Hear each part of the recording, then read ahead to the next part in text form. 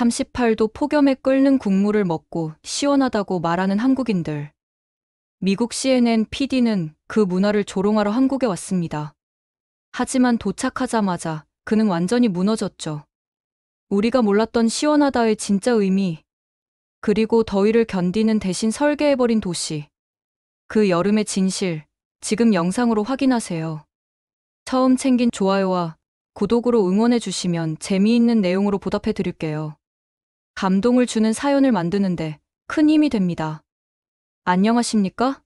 저는 사라 존슨입니다. 지난해 여름, 로스앤젤레스의 한복판에서 섭씨 40 가까운 열기에 지쳐가던 저는 우연히 한 칼럼을 읽게 되었습니다. 한국인은 폭염 속에서 뜨거운 음식을 먹는다는 내용이었어요. 처음에는 정말 믿기지 않았습니다. 오히려 비웃음이 나왔죠. 과학적 근거도 논리도 없다고 생각했거든요. 그때 저는 로스앤젤레스에서 15년째 기자 생활을 하고 있었는데 매년 여름이면 같은 고민을 반복했습니다. 에어컨 전기요금 때문에 고민하면서도 견딜 수 없는 더위에 시달리곤 했어요. 친구들과 만날 때도 항상 실내 카페나 쇼핑몰을 찾았고 야외 활동은 아예 포기하는 것이 당연했습니다. 특히 지난해 여름은 유독 혹독했어요. 한낮 기온이 연일 섭씨 40도를 넘나들었고 산불까지 겹쳐서 공기질도 최악이었거든요. 그런데 그 기사는 정반대였어요. 한국 사람들이 가장 더운 날에 일부러 뜨거운 국물을 마시며 시원하다고 말한다는 거였습니다. 심지어 그것이 수천 년 전부터 내려온 전통이라고 하더군요. 저는 동료 기자들에게 이 이야기를 했는데 모두들 저와 같은 반응이었습니다. 말도 안 된다고요. 의학부 담당 기자인 톰은 아예 코웃음을 쳤어요. 체온 조절의 기본 원리에 어긋난다면서요. 하지만 기자로서의 호기심이 발동했습니다. 정말로 그런 문화가 존재한다면 그 안에 숨겨진 과학적 원리나 사회적 배경이 있을 것이라는 생각이 들었어요. 혹시 서구 사회가 놓치고 있는 지혜가 있는 건 아닐까 하는 의문도 생겼습니다. 더운 지역에 사는 사람들은 분명 나름의 생존 전략을 개발했을 테니까요. 편집장에게 한국 취재를 제안했을 때 처음에는 시큰둥한 반응이었어요. 하지만 기후변화로 인한 극한 더위가 전 세계적 이슈가 되고 있는 시점에서 다른 문화의 대처 방식을 탐구하는 것도 의미 있는 기사가 될 수 있다고 설득했습니다. 실제로 최근 몇 년간 미국 서부 지역의 폭염으로 인한 사망자 수가 급증하고 있었거든요. 결국 한 달간의 한국 취재가 승인되었고 저는 설렘과 의구심이 뒤섞인 마음으로 서울행 비행기 티켓을 예약했습니다. 솔직히 말하면 그때까지도 한국인들의 여름나기 방식을 이해할 수 있을 거라는 확신은 없었어요. 오히려 그들의 비과학적인 관습을 객관적으로 분석해서 기사로 쓸 생각이었습니다. 출발 전날 밤, 저는 한국의 여름 문화에 대한 자료를 찾아봤습니다. 삼계탕, 이열치열, 복날 같은 낯선 단어들이 눈에 들어왔어요. 하지만 여전히 이해되지 않았습니다. 더운 날에 더 뜨거운 것을 먹는다니 상식적으로 말이 안 되잖아요. 가방에 온도계와 카메라, 녹음기를 챙기면서도 반신반의했어요. 과연 이 취재가 성공할 수 있을까 하는 걱정이 들었거든요. 비행기에 오르면서 저는 이번 취재가 제 예상을 완전히 뒤엎는 경험이 될 거라는 사실을 전혀 예상하지 못했습니다. 인천국제공항 입국장에 들어선 순간 저는 제가 완전히 착각하고 있었다는 것을 깨달았습니다.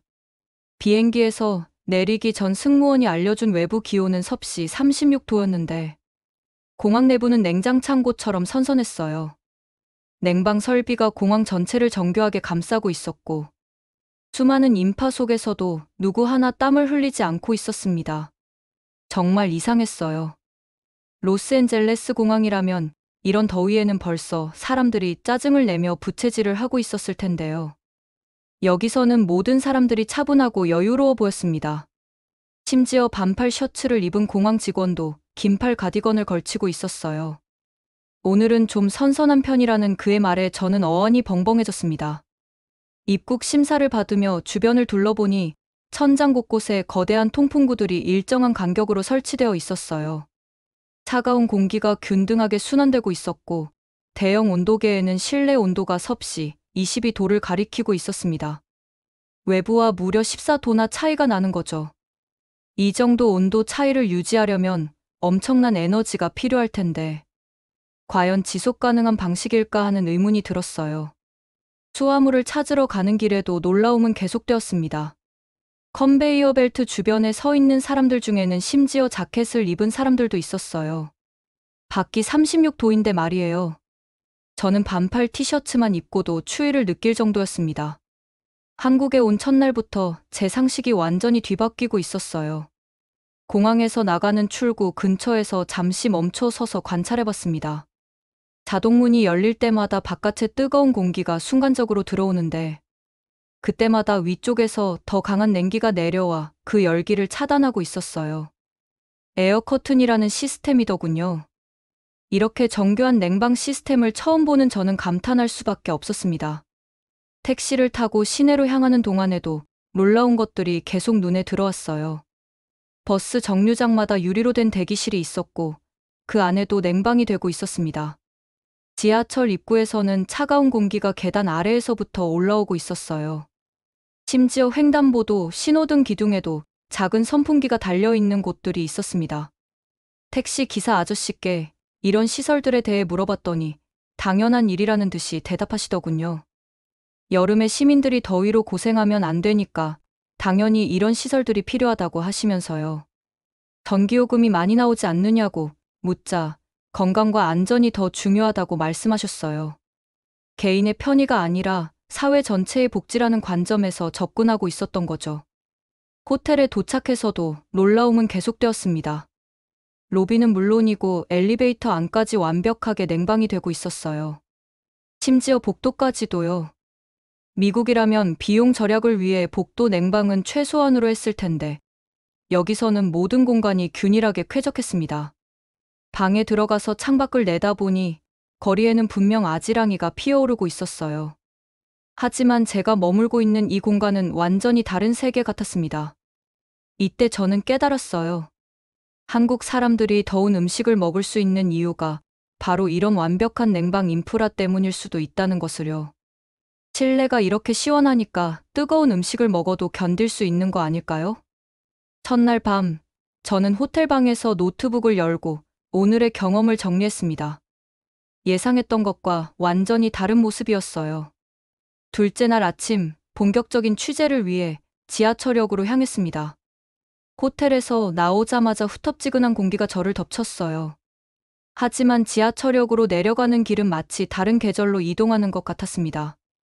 계단을 한 층씩 내려갈 때마다 온도가 점점 낮아지는 게 느껴졌거든요. 서울의 지하철 플랫폼은 정말 놀라웠습니다.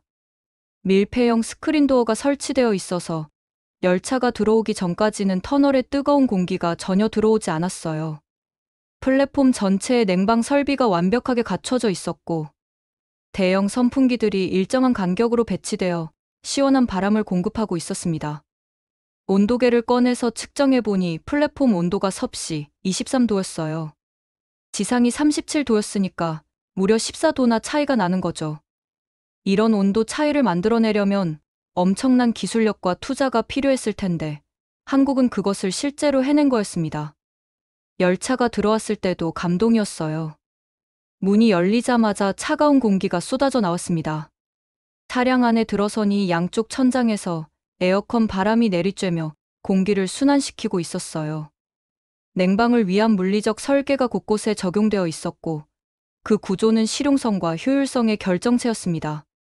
승객들의 모습도 인상적이었어요. 출근 시간이라 사람이 많았는데도 누구 하나 땀을 흘리거나 불쾌해하는 표정을 짓지 않았습니다. 모두들 정갈한 옷차림으로 스마트폰을 보거나 책을 읽고 있었어요. 로스앤젤레스 지하철이라면 이런 더위에는 벌써 승객들이 짜증을 내고 있었을 텐데요. 지하철에서 내려 지상으로 올라가는 계단에서도 놀라운 것을 발견했습니다. 출구마다 에어컨 바람이 위에서 아래로 쏟아져 내리고 있었어요. 지하의 차가운 공기와 지상의 뜨거운 공기가 섞이지 않도록 하는 시스템이었습니다. 정말 세심한 설계였어요. 지상으로 나와서도 감탄은 계속되었습니다. 버스 정류장에는 유리로 된 대기실이 있었고, 그 안에도 냉방이 되고 있었어요. 심지어 일부 정류장에는 미스트 분사 장치까지 설치되어 있었습니다. 시민들이 대중교통을 기다리는 동안에도 더위로 고생하지 않도록 배려한 거죠. 상가 지하 연결 통로도 정말 인상적이었습니다. 지하철역에서 백화점, 오피스 빌딩, 쇼핑몰까지 모두 지하로 연결되어 있었어요. 비나 더위, 미세먼지에도 방해받지 않고 이동할 수 있는 거대한 지하 생활권이 형성되어 있었습니다. 이런 시설을 처음 보는 저는 정말 놀랄 수밖에 없었어요. 한 상가 지하에서 만난 시민에게 이런 시설들에 대해 물어봤더니 당연한 일이라는 듯이 대답하더군요. 여름에 밖을 걸어 다니면 너무 힘드니까 이런 시설들이 꼭 필요하다고 하시면서요. 개인의 편의가 아니라 도시 전체의 생존 전략이라는 관점에서 접근하고 있었던 거죠. 오후에는 강남 지역을 둘러봤는데 거기서도 놀라운 것들을 많이 봤어요. 고층 빌딩들 사이사이에 그늘진 통로가 만들어져 있었고 넓은 인도에는 가로수가 빽빽하게 심어져 있었습니다. 도시 설계 자체가 더위를 고려해서 만들어진 것 같았어요. 이날 하루 종일 서울의 인프라를 경험하면서 저는 깨달았습니다. 한국은 더위를 견디려고 하지 않았어요. 대신 구조적으로 더위를 제거해버린 거였습니다. 촬영 첫날, 저희는 섭씨 37도 무더위 속에서 삼계탕집을 찾았습니다. 솔직히 말하면 한국 사람들이 복날마다 이 끓는 음식을 먹는다는 이야기를 조롱하려는 의도가 없지 않았어요. 과연 정말로 뜨거운 국물을 마시며 시원하다고 하는지 직접 확인해보고 싶었거든요. 영동에 있는 한 삼계탕 전문점에 들어서자 실내는 믿을 수 없을 만큼 쾌적했습니다. 밖의 찜통더위와는 완전히 다른 세계였어요. 대형 에어컨 두세 개가 벽에 설치되어 있었고 천장에는 선풍기가 빙빙 돌고 있었습니다. 실내 온도를 재보니 섭씨 22도였어요. 더 놀라운 건 손님들의 모습이었습니다. 냉면이나 샐러드 대신 뜨거운 삼계탕 그릇을 앞에 두고 전통적인 복날 음식을 자연스럽게 즐기고 있었어요. 그들은 정말로 개운하다, 시원하다는 말을 반복하고 있었습니다. 한 손님이 저에게 말했어요. 속까지 정리되는 느낌이라고요. 단순히 체온이 아니라 컨디션 전체를 조절하는 개념이었습니다. 제 앞에 삼계탕 한 그릇이 놓였을 때 김이 모락모락 피어오르며 한방 냄새와 진한 국물 향기가 퍼졌어요. 온도계를 가져다 국물 온도를 재보니 무려 섭씨 75도를 넘어섰습니다. 서양에서 익힌 감각으로는 이 한여름에 이렇게 뜨거운 국물을 먹는 것이 도저히 상상하기 어려운 경험이었어요. 하지만 카메라맨인 제임스와 함께 용기를 내서 한 입 떠먹어봤습니다. 조심스럽게 맛을 보니 입 전체와 목을 따라 열기가 스며들었어요. 테이블 앞에는 각종 반찬이 놓여 있었고 닭 속에는 인삼, 대추, 밤이 큼지막하게 들어 있었습니다. 생각보다 맛이 깔끔하고 개운했어요. 몇 분 후부터 신기한 일이 벌어졌습니다. 이마에 땀이 송골송골 맺히기 시작했지만 동시에 몸이 가벼워지는 느낌이 들었어요. 마치 막혔던 것이 뚫리는 듯한 개운함이었습니다. 옆 테이블의 할아버지가 뜨거운 국물 한 입을 삼키며 이마의 땀을 손수건으로 닦고 시원하다며 환하게 웃는 모습을 봤어요. 이 장면을 바라보며 저는 곰곰 생각해봤습니다. 과연 이 말의 진짜 의도가 무엇일까요? 미국 문화에서 시원하다는 흔히 차갑거나 상쾌함에만 쓰이는데 이곳 사람들은 뜨거운 국물과 땀, 그리고 폭염 속 식사에 어울리는 감정까지 모두 아우르는 표현으로 사용하고 있었어요. 식당 사장님께 삼계탕의 효능과 이유를 물어봤더니 친절하게 설명해 주시더군요. 한방 재료와 찹쌀이 여름철 원기와 체력 유지에 꼭 필요하고 땀으로 속의 답답함을 쫙 빼내면 오히려 몸 전체가 리셋된다는 현지인들의 설명을 들을 수 있었습니다. 실제로 음식을 먹은 뒤에는 등과 이마에 땀이 줄줄 흘렀지만 잠시 후에는 바깥 더위에도 이상하게 힘이 나서 발걸음이 가벼워지는 경험을 했어요. 어린 남매가 얼음물 대신 따끈한 국물을 들이켜며 가족끼리 유쾌하게 웃고 있는 모습을 보니 여름의 불편을 무조건 피하지 않고 오히려 그 극한과 마주하며 지혜롭게 극복하려는 문화적 태도가 깊게 다가왔습니다. 미국에서는 불편을 최대한 참고 피하려고만 했는데 서울에서는 사회 전체가 과감하게 대응하고 오랜 경험과 과학을 접목해 위기를 성장의 기회로 전환하는 지혜와 여유가 곳곳에 묻어나고 있었어요. 삼계탕 한 그릇을 마치고 나올 때쯤 저는 이미 제 고정관념이 완전히 바뀌고 있음을 느꼈습니다. 자정 무렵 호텔 근처를 산책하다가 목이 말라서 편의점에 들렀습니다. 놀랍게도 이 시간에도 편의점은 환하게 불이 켜져 있었고 사람들이 제법 있었어요. 문을 열고 들어서자마자 시원한 에어컨 바람이 저를 맞이했습니다. 작지만 정돈된 우주 같은 공간이었어요. 편의점 안은 정말 놀라웠습니다. 시원한 공기는 물론이고 따뜻한 도시락, 무료 와이파이, 복사기, 택배 보관함까지 갖춘 완벽한 생활 공간이었어요. 심지어 작은 테이블과 의자까지 마련되어 있어서 간단한 식사도 할 수 있었습니다. 이런 편의점을 처음 보는 저로서는 정말 신기할 따름이었어요. 카운터 옆에 작은 스티커가 붙어 있는 게 눈에 들어왔습니다. 무더위 쉼터라는 안내문이었어요. 누구나 뭔가를 반드시 사지 않아도 잠시 더위를 피할 수 있다는 친절한 안내가 덧붙여져 있었습니다. 이런 세심함은 공공의 이익이 단순히 제도상의 구호가 아니라 일상 구석구석에 실제로 구현되고 있다는 사실을 보여주는 거였어요. 점원에게 이런 정책에 대해 물어보니 당연한 일이라는 듯이 대답하더군요. 여름의 더위로 고생하는 사람들이 잠시라도 시원한 곳에서 쉴 수 있어야 한다고 하면서요. 회사 차원에서도 이런 사회적 역할을 중요하게 생각한다고 했습니다. 단순한 영리 추구를 넘어선 사회적 책임 의식이었어요. 밖으로 나와서 주변을 둘러보니 정말 놀라웠습니다. 불과 100m 안팎거리에 GS25CU, 세븐일레븐 같은 여러 브랜드의 편의점을 10개가 넘게 발견할 수 있었어요. 이 정도면 어디를 가든 더위를 피할 곳이 있다는 뜻이었습니다. 밤늦은 시간임에도 거리를 걸어 다니는 사람들이 제법 있었어요. 야근하는 직장인, 배달기사, 막차를 기다리는 대학생들이 각자의 이유로 편의점을 이용하고 있었습니다. 간단한 식사를 하며 잡담을 나누는 무리들도 곳곳에서 볼 수 있었고요. 특별한 날이 아니어도 사람들은 언제나 편의점의 냉방과 간식, 짧은 휴식에 익숙하게 기대고 있었습니다. 사회 전체가 24시간 돌아가는 인프라와 소통에 적응되어 있다는 인상을 받았어요. 로스앤젤레스라면 밤이 깊으면 찾을 수 있는 상점이 많지 않은데 서울은 달랐습니다. 한 편의점에서 야식을 사 먹고 있는 대학생들과 이야기를 나눠봤어요. 그들은 이런 환경이 너무 당연해서 다른 나라는 어떤지 궁금하다고 하더군요. 미국에서는 밤늦게 더위를 피할 곳이 많지 않다고 하니까 정말 놀라워했어요. 또 다른 편의점에서는 택배기사 아저씨가 잠시 쉬고 계셨어요. 하루 종일 더위 속에서 일하다가 편의점에서 시원한 음료 하나 사드시며 에어컨 바람을 쐬고 계시더군요. 이런 분들에게 편의점은 단순한 상점이 아니라 생명선과 같은 존재였어요. 이렇게 밤늦게 서울 거리를 걸으면서 저는 깨달았습니다. 도시 전체가 시민들을 위한 거대한 쉼터 네트워크를 형성하고 있다는 것을요. 더위를 피할 곳이 단지 집이 아니라 거리 곳곳에 존재했습니다. 어느 누구도 무더위에 방치되지 않는다는 사실이 정말 인상 깊었어요.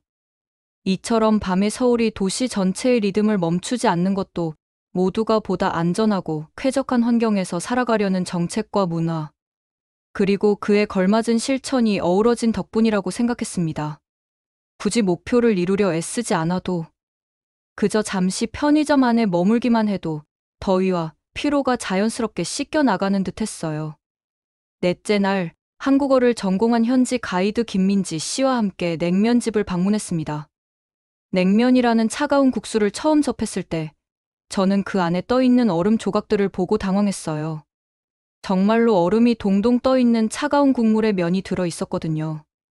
이건 정말 차가운 음식이네요. 한 입 먹고 나니 속이 맑아지는 느낌이었습니다. 차가운 국물이 목과 가슴을 타고 내려가면서 몸 안의 열기가 씻겨나가는 것 같았어요.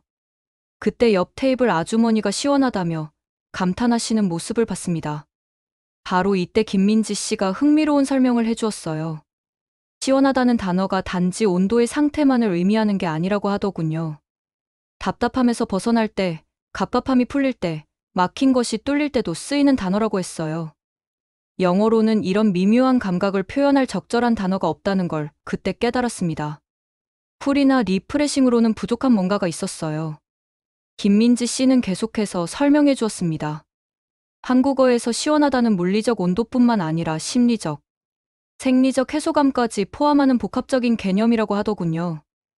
예를 들어, 오랫동안 참았던 소변을 눌 때도 시원하다고 하고, 막혔던 코가 뚫릴 때도 시원하다고 한다는 거예요.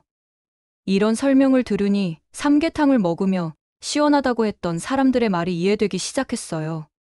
그들이 말하는 시원함은 단순히 온도가 낮다는 뜻이 아니라 몸 안에 막힌 기운이 풀리고 답답함이 해소되는 종합적인 쾌감을 의미하는 거였습니다.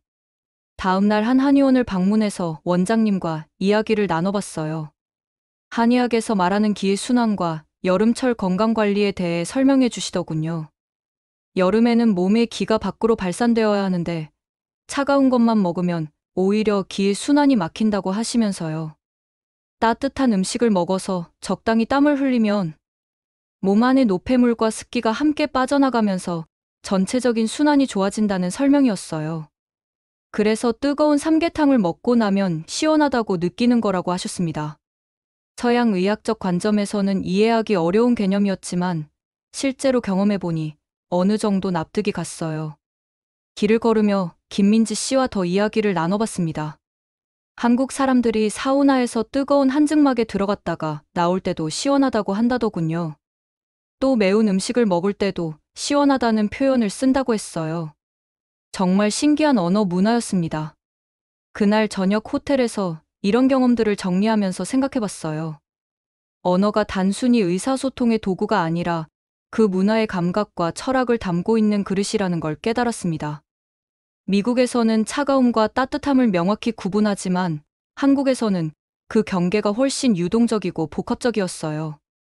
이런 언어적 차이가 실제 생활 방식에도 영향을 미치는 것 같았습니다. 한국 사람들이 여름에 뜨거운 음식을 먹을 수 있는 이유 중 하나가 바로 이런 감각의 층위를 이해하고 있기 때문이 아닐까 싶었어요. 온도라는 물리적 지표를 넘어서 전체적인 컨디션과 기분을 고려하는 접근법이었습니다. 다음 날 아침 조깅을 하다가 공원에서 만난 할아버지께서도 비슷한 이야기를 해주셨어요. 젊을 때부터 여름이면 삼계탕을 드셨는데 처음엔 뜨겁지만 먹고 나면 몸이 개운해진다고 하시더군요. 외국 사람들은 이걸 이해 못한다며 웃으시면서요. 이때 저는 확신했습니다. 시원하다는 한국어 단어 속에는 서구, 문화가 놓치고 있는 중요한 감각의 영역이 있다는 것을요. 취재 마지막 주에 서울 강남에 사는 김수연 씨 가정을 방문했습니다. 평범한 네 식구가 사는 아파트였는데 들어서자마자 놀라지 않을 수 없었어요. 현관에서부터 시원한 공기가 온몸을 감쌌고 집 안 곳곳에는 최신식 냉방 설비들이 완벽하게 갖춰져 있었습니다. 거실에는 대형 에어컨이 있었고 안방, 아이들 방, 서재, 심지어 다용도실까지 각 방마다 에어컨이 설치되어 있었어요. 주방에는 별도의 소형 에어컨이 따로 있었고 각 방마다 온도를 개별적으로 조절할 수 있는 스마트 리모컨까지 갖춰져 있었습니다. 정말 완벽한 시스템이었어요. 김수연 씨 부인은 더 구체적으로 설명해 주셨어요.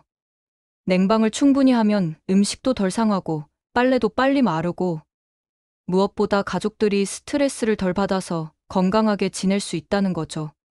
병원비나 약값을 생각하면 오히려 예방 차원에서 경제적이라고 하셨습니다.